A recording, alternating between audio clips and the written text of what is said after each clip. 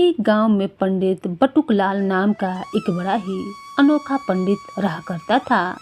गांव वाले अक्सर कहते थे, अरे भाई, यह पंडित जी तो पूजा से ज़्यादा लूटपाट मचाते हैं। मामूली सी पूजा करवा लो और पैसों की पोटली खाली कर दो।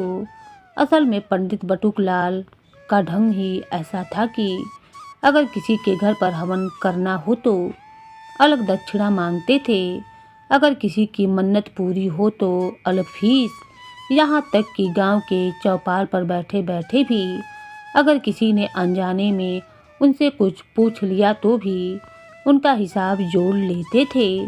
लेकिन मज़ेदार बात यह थी कि गांव वाले उनकी हरकतों से परेशान जरूर थे, मगर पूजा पाठ के वक्त बुलाया भी उन्हीं को जाता था, क्योंकि पूरे गांव में पंडित बटुकलाल के अलावा और कोई भी पंडित था ही नहीं। एक दिन की बात है, गांव में ही एक बड़ा सा लालची आदमी रहता था। नाम था उसका लखू साहू। लखू पैसे पैसे के लिए लालच करता था, यहाँ तक कि दूसरों की थाली में रोटी भी गिन गिन कर देखा करता था।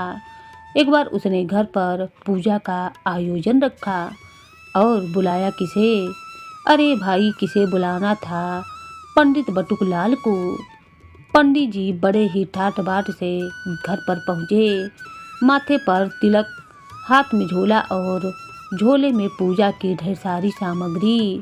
घंटियां बजी, मंत्र उच्चारण शुरू हुआ और माहौल बिल्कुल पावन हो गया और पूजा शुरू हो गई। पंडित बटुकलाल अपने मोटे गाल से ऊंची आवाज में मंत्र पढ़ते जा रहे थे। तभी अचानक ही उनके झोले से एक चमकता हुआ सोने का लोटा गिरकर हवन की सामग्री के पास जाकर अटक गया। आग की लपटों में चमक देखकर सबकी नज़र उस पर जाकर टिक पड़ी। पंडित बटुकलाल की आंखें भी गोल हो गईं। वे जल्दी जल्दी से मंत्र पढ़ते हुए झुककर बोले, अरे यह तो मेरा लोटा है, पूजा में दब गया था। उन्होंने झट से उसे उठाया और अपने झोले में डालने लगे, परंतु तभी लखू साहू गरज उठा, रुक जाओ पंडित जी, यह लोटा मेरा है, गलती से सामग्री में रख दिया था। तुम यहाँ पूजा करने आए हो, चोरी करने नहीं आए हो। सारी मंडली चौंक गई। गांव वाले फुसफुसाने लगे, पंडित जी तमतमा गए। तिलक को सीधा करते हुए बोले, लखू साहू, झूठ मत बोलो, यह लोटा मेरा है, बरसों से मेरे साथ है, कितनी ही पूजाएं इससे करवाई हैं, तूने इसे बस देखकर लालच में झूठ बोल दिया। लखू साहू व्यंग से हंसने लगा।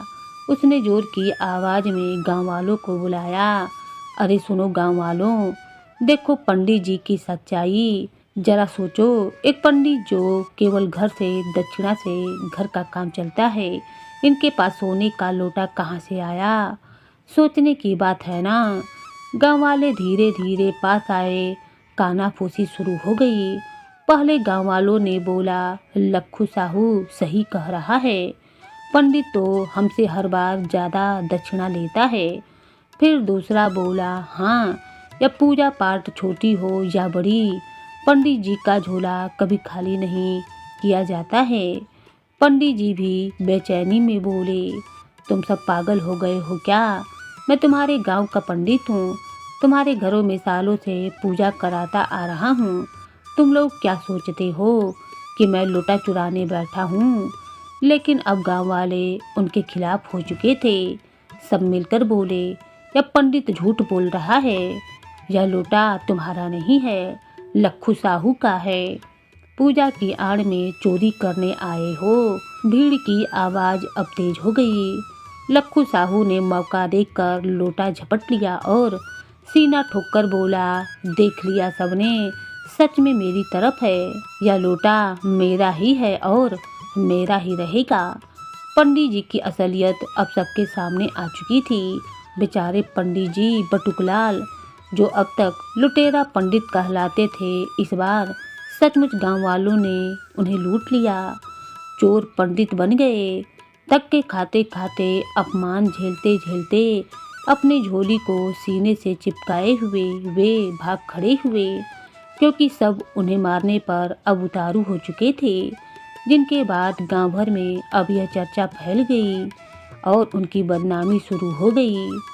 और गांव में खूब अब हंगामा मचने के बाद अगले ही दिन पंडित बटुकलाल थाने जा पहुँचे। माथे पर मोटा तिलक, हाथ में झोला और आंखों में गुस्सा। हुजूर, गांव का लक्खू साहू बड़ा ही झूठा है। मेरे सोने के लोटे पर उसने जबरन कब्जा कर लिया। मैं पंडित हूँ, पूजा कराता हूँ, चोरी नहीं, मुझे इंसाफ चाहिए। थानेदार ने मूंछों को ताव दिया और बोला, ठीक है पंडित जी, चलो तुम्हारे साथ अभी मैं चलता हूँ। कुछ देर के बाद पंडित और पुलिस दोनों लक्खू साहू के घर पर पहुँच गए। लक्खू साहू दरवाज़ा खोलते ही अब हक्का बक्का हो गया। अरे पंडित, आप पुलिस तक ले आए। लोटा मेरा ही था और मेरा ही रहेगा। अब तुम चाहे हवन करो या अदालत में जाओ। इतना सुनते ही थानेदार गरज कर बोला, दोनों चुप रहो, मामला थाने में ले चलते हैं, वहीं पता चलेगा कि क्या सच है और क्या झूठ है। थाने का माहौल था। कुर्सी पर थानेदार अकड़कर बैठा था। सामने पंडित बटुकलाल और लक्खू साहू आमने सामने बैठे थे। बीच में टेबल पर रखा था वह चमकता हुआ सोने का लोटा। थानेदार ने डंडा उठाते हुए कहा, अब यह बताओ कि यह लोटा किसका है। दोनों दावा कर रहे हो तो सबूत दो। पंडित बटुकलाल झल्ला कर बोला, सबूत हुजूर, यह लोटा तो मेरे बाबा जी के समय से मेरे पास है। मैं इसे हमेशा पूजा में इस्तेमाल करता आया हूँ। लक्खू साहू हंसते हुए कहने लगा, हुजूर, यह पंडित बड़ा ही झूठ बोल रहा है। सोने का लोटा किसी पंडित के पास होगा क्या? अरे, यह तो मैंने ही खरीदा है, घर की इज्जत बढ़ाने के लिए रखा था। थानेदार ने दोनों की बातें सुनी, फिर गंभीर स्वर में बोला, यह जमाना झूठ सच की बहस का नहीं है। जिसने यह लोटा खरीदा होगा उसके पास रसीद तो जरूर होगी ना। चलो दोनों अपनी अपनी रसीदें लेकर आओ। फैसला उसी के हक में होगा जिसके पास खरीदारी की पर्ची होगी। यह सुनकर दोनों के अब होश उड़ गए। पंडित बटुकलाल और लक्खू साहू एक दूसरे का मुंह देखने लगे। थानेदार की बातें सुनकर दोनों ही काफी ज्यादा चिंतित होने लगे। दोनों हकलाने लगे।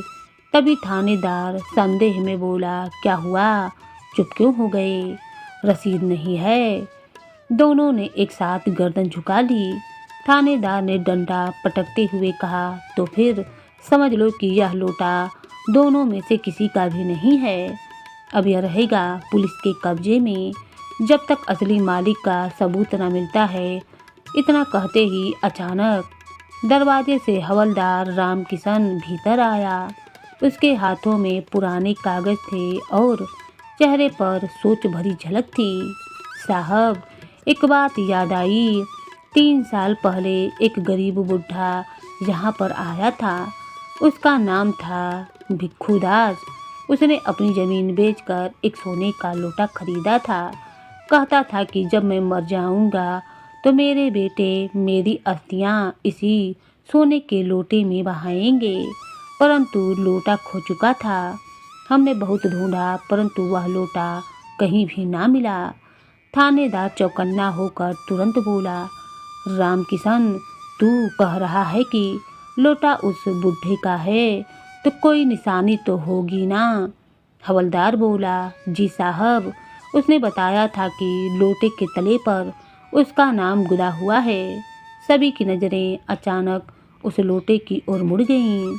थानेदार ने सावधानी से उस लोटे को उठाया और नीचे से पलट कर देखा और जैसे ही उसकी आंखें पड़ी उसने देखा कि अरे, यहाँ तो सच में नाम लिखा है भिक्खू दास।